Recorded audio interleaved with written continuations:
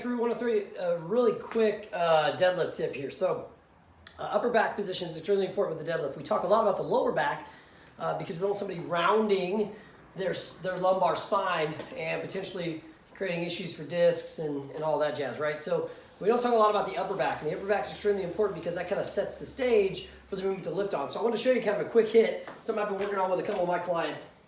So you set your back, right? Set that back position here. All right, and then I set up and I go to pull, and you notice my shoulders actually take some of the pull away. So you see my shoulders sink because I go to pull the bar and I don't have any activation in my upper back. So one quick tip here to kind of take out slack out of the bar and really get everything you need from your legs into the bar right away. So it's on the setup. So I call this literally pulling the slack out of the bar. And so you're going to hear me when I do this. You hear this?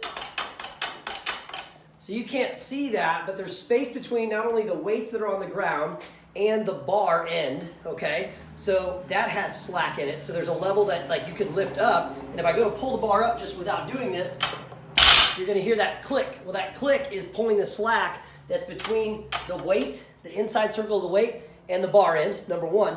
But then two, your actual bar that goes into the bushing there, that has a little bit of slack and a little bit of play in it. So you want to pull that slack out before you actually come off the floor so that everything that you're bringing power from your legs and your lower body is getting transferred into the bar without that extra slack, okay? So I'm going to set up here. The other thing I'm going to do is I'm going to actually notice how my butt is high and my shoulders are rounded. I'm going to hold onto this bar, okay? It doesn't matter which grip you have. And I'm going to pull myself down to the bar by pulling my butt down and pulling my shoulders back. So I call it like I'm turning the key. So I'm going to turn the key to where the inside of my elbow on the arm that's up is turning out, and then the inside of the elbow on the arm that's down and the hands that's down is also turning out. So I'm basically externally rotating both shoulders, and that's going to set my upper back and begin to pull the slack out of the bar.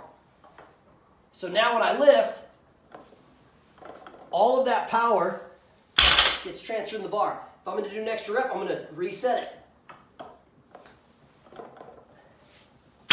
So I'm pulling that slack out of the bar so that I can transfer all the power from my legs into the bar right away, rather than I go to lift, and that's the initial pull that actually happens, and then I start to set my back, okay? So I want that pull, that slack pulled out, so that when I lift, everything is getting transferred into the bar right away, rather than that. If you hear that click, okay, or that little bit of a jar, that's because you didn't pull the slack out of the bar before you lift the bar off the ground.